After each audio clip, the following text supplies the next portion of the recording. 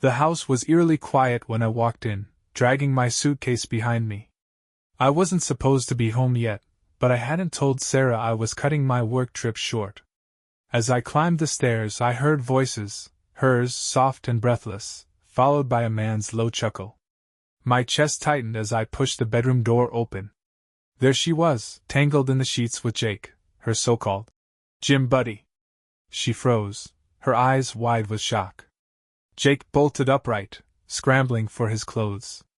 "Oh my God, Brian, what are you?" But let me tell you from the beginning. Looking back, I guess the signs were always there.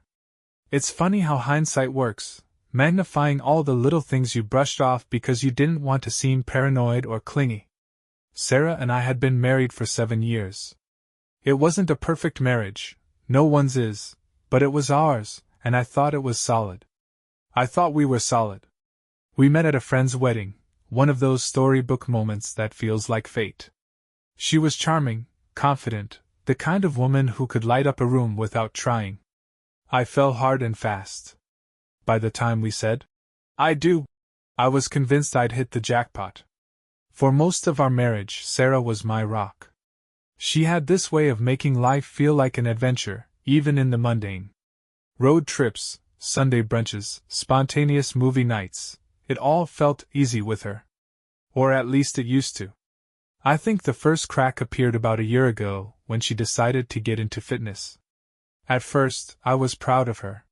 She started going to the gym regularly, eating healthier, and overall just seemed happier. I even joined her a couple of times, but it was clear she liked her solo workouts better. She said it was her time to decompress. Then came Jake. Sarah mentioned him casually at first, just a guy at the gym who gave her tips on her form. "He's been working out for years," she'd said. "Super knowledgeable. He's helped me so much." I remember jokingly calling him her personal trainer, and she laughed it off, but the way she said his name started to stick with me. Jake this, Jake that. Jake said I should try protein shakes. Jake showed me a new workout for glutes. Jake's running a 5K next month. At the time, I didn't think much of it. Sarah had always been social, and she had plenty of guy friends. Besides, she always came home to me, right? But then things started to shift. She became glued to her phone, laughing at texts and hiding the screen when I walked by. I'd catch her smiling at messages and asking her what was so funny, only to get a vague, "Oh, just a meme." When I pressed her, she'd roll her eyes and say I was being nosy. Her gym sessions got longer, too. What used to be an hour turned into 2 or 3. "The classes run late," she'd say, or, "I stayed to do some cardio after." Once, I suggested we go together on a Saturday morning. She shut that down fast, claiming she needed her alone time to focus. I started noticing other changes, too. She'd dress up more for the gym, makeup, tighter leggings, new sports bras. She bought a bright pink gym bag that didn't look like it could carry anything practical but was cute. I teased her about it, and she snapped back, accusing me of being insecure. At home, things weren't the same either. We still talked, still laughed, but there was a distance I couldn't explain. Our intimacy had slowed to a crawl. She'd say she was too tired, that work was stressful, or that she wasn't in the mood. When I asked if something was wrong, she'd brush it off and call me paranoid. I told myself it was a phase, that she was just busy or stressed. But deep down, I couldn't shake the feeling that something was off. Then came the lie that planted the first real seed of doubt. One night, she said she was going to a late-night spin class. I didn't think much of it until I checked the gym schedule and saw there was no spin class that evening. When I asked her about it later, she shrugged and said, "Oh, I got the time wrong and just did weights instead." It felt off, but I let it slide. Over time, though, these little moments started stacking up like bricks in a wall I couldn't ignore. I tried to tell myself I was imagining things. She'd never cheat. Sarah wasn't that kind of person. But the more I told myself that, the more I felt like I was trying to convince myself of a lie. In the back of my mind, I started keeping track. The late nights, the texts, the defensiveness. It was like watching a puzzle come together, one piece at a time. I didn't want to believe it. I loved her. I trusted her. But deep down, I knew something was wrong. And as much as I wanted to ignore it, the cracks in our perfect illusion were about to shatter. It started with a text I wasn't supposed to see. Sarah had left her phone on the kitchen counter while she went to shower. I wasn't trying to snoop, I swear I wasn't. But the screen lit up with a message from Jake, person lifting weights. And my eyes were drawn to it like a magnet. Can't stop thinking about last night. When can I see you again? Winking face. My stomach twisted. I read the words over and over, hoping I'd misread them or that they somehow meant something innocent. But there was no innocent way to interpret that. My hands were shaking as I stared at the phone. Part of me wanted to unlock it, to dig deeper, but I didn't know her passcode. And even if I had, a bigger part of me was terrified of what I'd find. I put the phone back where I found it, trying to act normal when she came downstairs, her hair still wet from the shower. She smiled at me, completely oblivious, and kissed me on the cheek. What do you want for dinner? She asked, like nothing was wrong. I couldn't even answer her. I just mumbled something about not being hungry and went to sit in the living room. My heart was pounding in my chest, and my thoughts were racing. What the hell was going on? Over the next few days, I started paying closer attention. I watched how she smiled at her phone, how she'd tilt the screen away when I walked into the room. I noticed how she suddenly became protective of her phone, carrying it with her everywhere, even to the bathroom. One night, when she said she was going to the gym, I decided to follow her.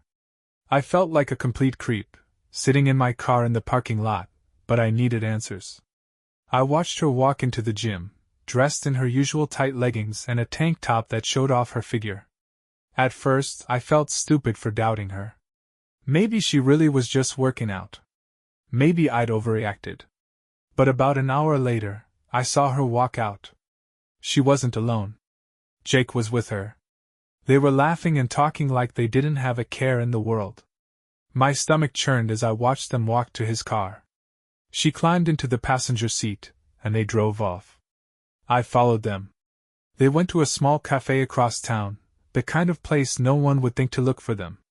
I parked a few spaces away and watched as they sat together, leaning close and whispering. At one point, he reached across the table and took her hand.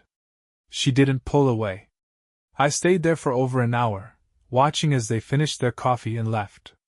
I thought maybe they'd just part ways, but instead, they got back into his car and drove off again. This time, they went to a hotel. I sat in the parking lot for what felt like an eternity, trying to process what I'd just seen. I couldn't breathe. I couldn't think. My wife, my Sarah, was cheating on me. When she came home later that night, she acted like nothing was wrong.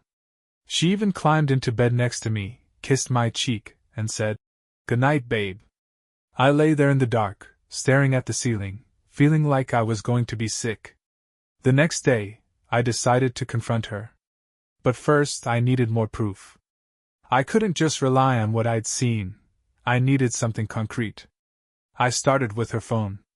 When she left for work, I spent hours searching online for ways to access it without her passcode. Eventually, I found a method that worked. When I finally got in, my hands were trembling so badly I almost dropped the phone. What I found made my blood run cold. Text after text between her and Jake, all explicit, all confirming what I'd feared. Photos of them together, some taken at the gym, others in places I didn't recognize. There was even a photo of the two of them in bed, our bed. One message stood out. "Brian's clueless. I'll be at the gym around 7. Can't wait to see you." I couldn't breathe. The life I thought I knew had been a lie. But the final blow came when I checked her email. There was a confirmation for a hotel reservation. This wasn't the first time she'd been meeting Jake at that place. By the time she came home that evening, I had everything I needed. I didn't confront her that night. I couldn't. I needed time to process what I'd uncovered, to figure out what to do next. Instead, I acted normal, smiling when she smiled, nodding along to her stories about her day. All the while, my chest was tight with rage and betrayal. I wasn't ready to blow it all up just yet. But soon. Very soon. The confrontation wasn't planned. I thought I'd be able to sit on the evidence I had, take my time, and figure out the best way to handle it. But that's the thing about emotions, they don't let you wait. It started with her phone. It was a Friday night, and Sarah was in the kitchen, scrolling through her phone like she always did. I was sitting on the couch, pretending to watch TV, but my mind was racing. All I could think about was the messages, the photos, the hotel receipt. "Sarah," I said, trying to keep my voice steady. She didn't look up. I paused, gripping the arm of the couch so hard my knuckles turned white. "Who's Jake?" That got her attention. She froze for half a second, then glanced at me, her expression unreadable. "What do you mean?" "You know Jake. My gym buddy." "Your gym buddy?" I said, my voice laced with sarcasm. "Is that what we're calling him now?" Her eyes narrowed, and she set her phone down on the counter. "What's your problem?" "My problem?" I stood up, the anger I'd been bottling up for weeks finally bubbling to the surface. "My problem is that you've been sneaking around with him behind my back. My problem is that I know you're not just going to the gym." She crossed her arms, her expression hardening. "What are you talking about? You're being ridiculous." "Am I?" I shot back. "I followed you, Sarah. I saw you with him. I saw you at the cafe. I saw you go into that hotel with him." Her face drained of color, but she recovered quickly. "You're spying on me now? Wow, Brian. That's really low." "I'm the one who's low," I said, my voice rising. "You're the one cheating on me, Sarah. Don't you dare try to turn this around on me." She rolled her eyes, and that set me off even more. "Oh, come on," she said, her voice dripping with annoyance. "It's not what you think. Jake and I are just friends." "Friends?" I laughed bitterly.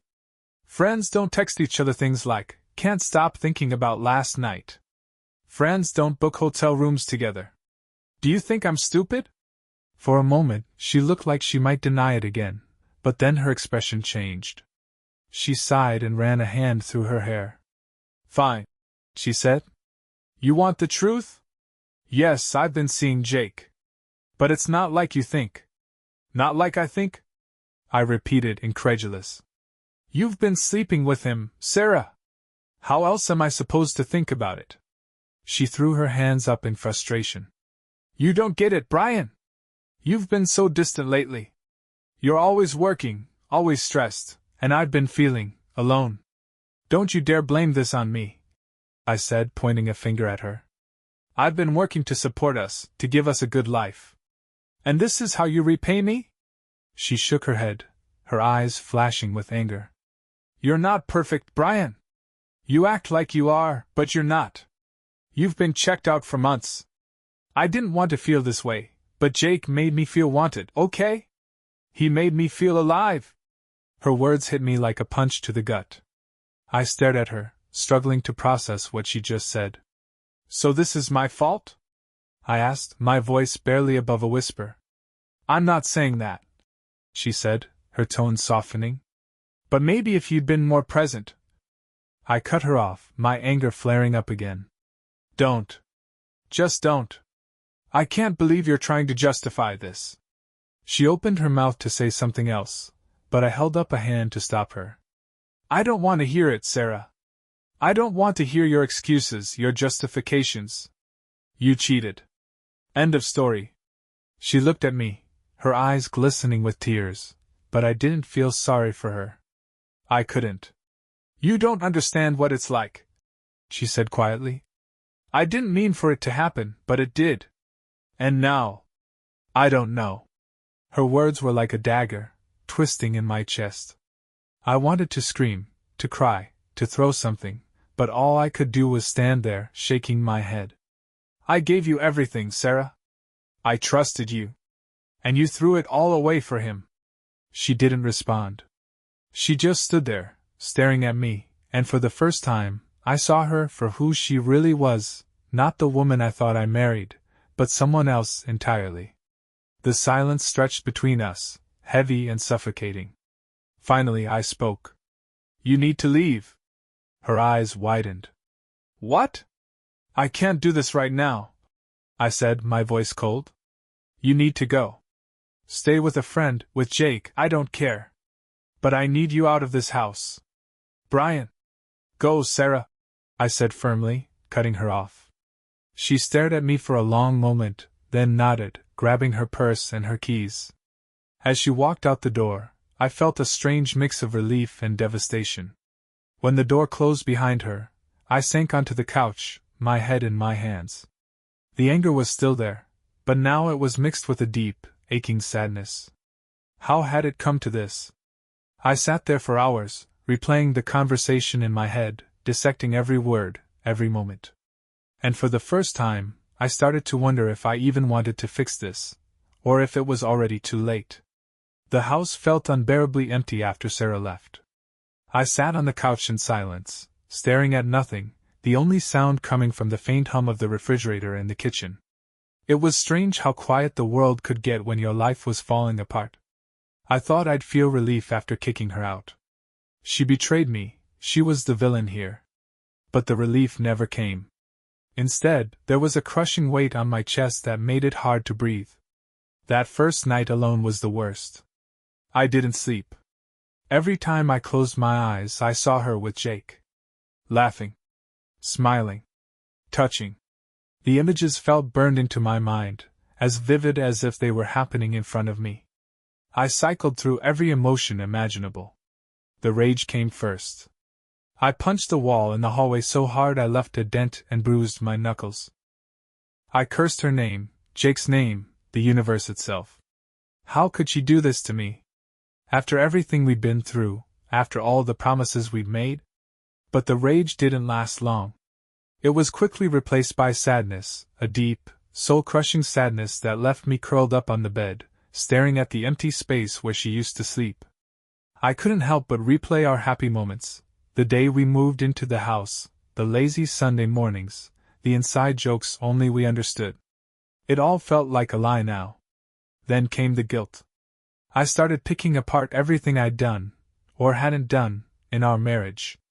Was she right? Had I been too distant? Too focused on work? Was I so caught up in providing for us that I forgot to be with her? I hated myself for even entertaining the idea that this was my fault, but the questions wouldn't stop. I went through the motions of life, but everything felt meaningless. I showed up to work, put on a brave face, and pretended everything was fine. No one knew what was happening, and I wasn't about to tell them. How could I admit that my wife, the woman I trusted more than anyone, had been unfaithful? At home, the loneliness was unbearable.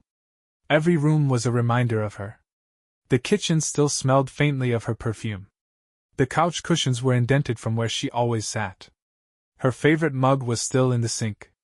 I tried distracting myself, TV, video games, anything to keep my mind off her. But nothing worked. Everything reminded me of her, of us, of the life we'd built, and the future we'd planned. Nights were the hardest. The bed felt enormous without her, the silence oppressive. I'd lie awake for hours, staring at the ceiling, replaying every fight, every moment of doubt, every time she came home late, and I ignored my gut telling me something was wrong. I started drinking more than I should have. A glass of whiskey turned into 2, then 3. It dulled the pain, but only for a little while. When the buzz wore off, the pain came rushing back, sharper than before. One night, I broke down completely. I was sitting on the floor of the living room, surrounded by the evidence I'd gathered, her texts with Jake, the hotel receipt, the photos. I'd printed them out, thinking they'd be useful for the divorce, but now they just felt like torture. I couldn't stop looking at them. The way she smiled at him, the way she looked at him, it was the way she used to look at me. I cried that night. I'm not ashamed to admit it. I sobbed like a child, my whole body shaking as the weight of it all finally hit me. I thought about calling her, begging her to come back, but I couldn't bring myself to do it. I knew it wouldn't change anything. The days blurred together after that. I forced myself to eat, to shower, to function, but it all felt robotic. The person I used to be, the happy, optimistic Brian, felt like a stranger. Eventually, I realized I couldn't do it alone. I needed someone to talk to, someone who wouldn't judge me. I called my best friend, Mark, and told him everything. Mark was furious. "That's bullshit, Brian. You don't deserve that," he said. "She made her choice, and it's on her. Don't you dare blame yourself." Hearing someone else say it helped, but it didn't erase the pain.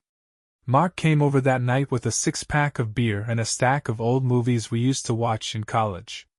For the first time in weeks, I felt a glimmer of normalcy. Over the next few days, I started opening up to others, my mom, my sister, even a therapist. Talking about it didn't make the pain go away, but it made it bearable. The therapist told me something that stuck with me. Grief isn't just about death. It's about loss. And you've lost something significant, a relationship, a future you thought you had. It's okay to grieve that. Hearing that gave me permission to feel everything I was feeling. The anger, the sadness, the guilt, it was all part of the process. But even in the depths of my despair, a tiny voice in the back of my mind kept whispering, "You're going to get through this." I didn't believe it yet, but I wanted to. In the weeks following the confrontation, I found myself standing at a crossroads. Every option felt like walking into the unknown, and none of them promised an easy path. I didn't rush the decision. I couldn't. The weight of it was too heavy to take lightly. Sarah had tried to reach out several times after that night. At first, I ignored her calls and texts, not ready to hear whatever excuse or apology she was planning to offer. But the messages kept coming. Some were angry and defensive. Others were desperate and full of regret. "Brian, please let me explain. I made a mistake, but I still love you. You're being so unfair by shutting me out like this." Each message felt like reopening the wound, but one thing was clear: Sarah wasn't ready to take full responsibility for what she'd done. She wanted to shift the blame, to rewrite the story in a way that made her look less guilty. I knew I had to decide how to move forward. Staying in limbo wasn't an option. I was barely surviving as it was. So I made a list. Literally. I sat down with a notebook and wrote out 2 columns, one for staying and one for leaving. On the side for staying, I wrote down the good things we'd had, the laughter, the inside jokes, the comfort of familiarity. But even as I wrote those things, they felt hollow. They were memories of who we used to be, not who we were now. On the side for leaving, I wrote down the betrayal, the lies, the irreparable damage to my trust. I thought about how I'd felt every time I saw her smile at her phone or walk out the door, knowing now what she was really doing. The decision became clearer with every word I wrote. When I finally called Sarah, my voice was calm, steady. "We need to talk," I said. She came over that evening, looking tired and worn. Her makeup was smudged, and her eyes were puffy like she'd been crying. Part of me wanted to feel sorry for her, but I couldn't. Not anymore. We sat at the kitchen table, the same table where we'd shared countless meals and conversations. She tried to reach for my hand, but I pulled away. "Brian," she started, her voice trembling. "I'm so sorry. I know I hurt you, but I want to fix this. I'll do whatever it takes." I looked at her, trying to see the woman I'd fallen in love with, but all I could see was the person who had betrayed me. "I don't think we can fix this, Sarah," I said quietly. Her eyes filled with tears, and she shook her head. "Don't say that. We can go to counseling, we can." "I don't trust you," I interrupted. My voice wasn't angry, it was just tired. "And without trust, there's nothing left." She stared at me, stunned into silence. For a moment, I thought she might argue, but then she nodded slowly, tears streaming down her face. "I didn't mean for it to end like this," she whispered. "Neither did I," I replied. The rest of the conversation was a blur. We talked about logistics, how she'd come back for her things, how we'd handled the divorce. I thought it would feel satisfying to finally say the words, to draw that line in the sand, but it didn't. It just felt sad. When she left that night, I didn't feel triumphant. I felt like I'd lost a piece of myself. But I also felt something else, a tiny flicker of relief, like a weight had been lifted off my shoulders. The next few weeks were hard. Divorce paperwork, awkward conversations with friends and family, and the constant ache of loss. But little by little, I started to rebuild. I leaned on the people who cared about me. I threw myself into work and hobbies I'd neglected. I started going to the gym, not to chase some ideal, but to reclaim a sense of control over my life. One night, as I was packing up some of Sarah's things, I found an old photo of us from our honeymoon. We looked so happy, so full of hope for the future. I stared at it for a long time before finally placing it in the box. That chapter of my life was over. It was time to start writing a new one. It's been 6 months since Sarah and I officially ended things. In some ways, it feels like a lifetime ago. In others, it's like it just happened yesterday. Grief is funny like that. It doesn't move in a straight line, it circles back when you least expect it, catching you off guard. But here's the thing, I survived. At first, I didn't think I would. The betrayal felt like it had shattered me into a million pieces, and I couldn't imagine ever putting myself back together. But piece by piece I did. The house doesn't feel so empty anymore. I've rearranged the furniture, painted the walls, and donated things that reminded me too much of her. It's not the same house we shared, it's mine now, and that small change has made a world of difference. I've also started saying yes to things I would have avoided before. A few weeks ago, Mark dragged me to a trivia night at a local bar. I almost didn't go, but I'm glad I did. I laughed harder that night than I had in years. I realized I'd forgotten what it felt like to enjoy myself without worrying about someone else's approval. Therapy has helped too. My therapist keeps reminding me that Sarah's actions don't define my worth, that her choices were a reflection of her own issues, not of anything I did or didn't do. It's a hard lesson to internalize, but I'm getting there. As for love, I'm not rushing into anything. I've started dating casually, but I'm taking my time, making sure I'm ready before diving into something serious. Trust doesn't come easily now, and I think that's okay. It's better to be cautious than to let history repeat itself. If there's one thing I've learned through all of this, it's that healing isn't linear. There are good days and bad days, moments of clarity and moments of doubt. But each step forward, no matter how small, is still progress. Looking back, I can see that Sarah's betrayal was a turning point in my life, not just the end of our marriage, but the beginning of something new. It forced me to take a hard look at myself, to reevaluate what I want and deserve in a relationship. If I could offer advice to anyone going through something similar, it would be this: don't let the pain consume you. Feel it, acknowledge it, but don't let it define you. Lean on the people who care about you. And most importantly, don't let someone else's actions make you forget your own worth. I still think about Sarah sometimes. I wonder if she regrets what she did, if she's happy now. But those thoughts don't haunt me anymore. They're just passing clouds, drifting through my mind before disappearing altogether. I'm not the same person I was before this happened. And honestly, I think that's a good thing. Life moves on, and so do I. Leave a comment with your thoughts on the story. And subscribe to our channel so you don't miss new interesting stories. See you soon.